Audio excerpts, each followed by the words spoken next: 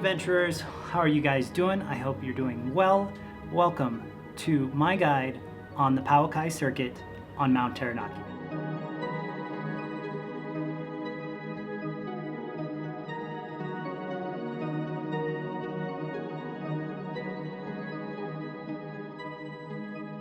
If you guys are new to this channel, hello, my name is Garrett Galvin. I'm an adventure videographer photographer who makes informational adventure vlogs on YouTube to make it easier for you guys to get out and explore. Now in this video, I've made little sections in the description so you guys can kind of skip around because it is a pretty big one. All right, let's get to it. Okay, so here we are in beautiful Egmont National Park, a stratovolcano in the middle of the very flat western edge of New Zealand that is part of the Ring of Fire. Don't worry, it hasn't erupted since 1854, so we should be safe. Should be. Alright, in all seriousness, this is one of the most visually stunning features of the North Island, and if you are an adventurer wielding a camera like myself, the variable lighting conditions along with the raw scenery will have you tacking on a few hours to your hike. Side note, I hiked the Pouakai Circuit at the beginning of April, so all my pictures experiences will be in relation to that time of year. The Pouakai Circuit at Mount Taranaki is 25 kilometers, rated as hard by all trails, which I would agree due to the variable weather, lengths, variation in the elevation while trekking.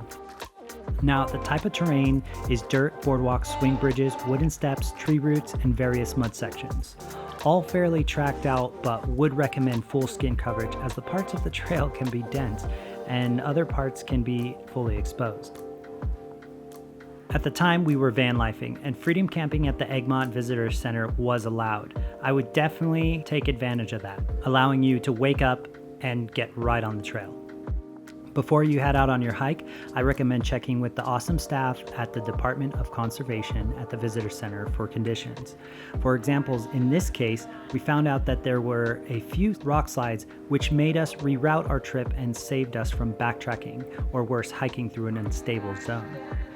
Another reason to check in with the DOC is to make sure the Minarapa stream is passable. After big rainfalls, it can get very dangerous, and there has been cases of people getting swept away. Also, you'll need to buy your pass from there, which is about $15 per hut, per night, per person.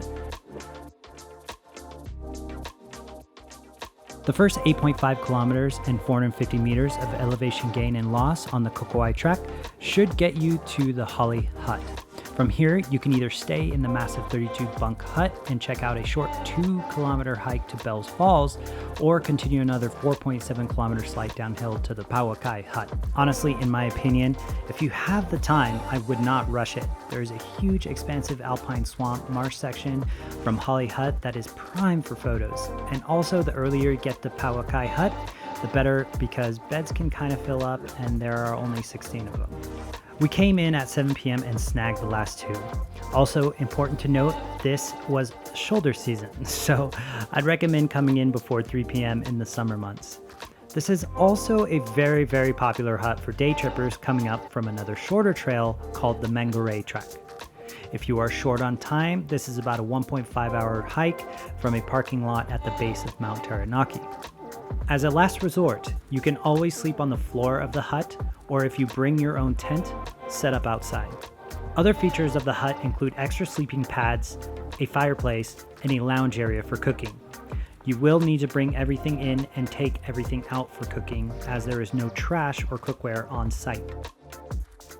Once you've settled into the Pouakai Hut, you are about 14 minutes from the famous reflective tarn. Truly a photographer's dream, other than the fact that you will be kind of competing for the shot. I'm not a competitive person. I prefer collaborating and sharing space and all that fun stuff. But at the time we went there was some true hustler type Instagrammers that kind of took away from others' enjoyment and connection with nature. Droning over the water, killing the reflections, spending ages on shoots in their wedding dresses, disregarding others, pissing and stepping off the platform, which protects the fragile environment. Please don't be one of these people. The world is becoming more dense, and we all have to be mindful of others and our impact on these fragile ecosystems that we are a part of. Anyways, if you're on my channel, I know you're a respectful traveler, and I did meet a few good ones up there, so no hate. Just something I wanted to emphasize in all my videos. Anyways, I'd recommend sunrise, sunset, and astro at the Tarn. All of it is good, and yes, I didn't sleep much because I got them all. The next morning, just when you thought you saw the best of Mount Taranaki, you'll finish with a 9.4 kilometer hike that will blow you away. At least this was what happened to me. This was the hardest stretch for me since the lack of sleep, freezing fog, and uphill sections, but it was one of the most beautiful. Funny how things work out like that. All right, congratulations guys. You are that much closer to doing your own epic adventure on Mount Taranaki. If you guys have any questions or suggestions on other places to go, let me know in the comments below. Otherwise, if you like this type of stuff, make sure you subscribe. I do informational vlogs and expedition vlogs. So if you think you'll enjoy that, go ahead and hit the subscription. And as always, get in to getting out. Cheers, brah.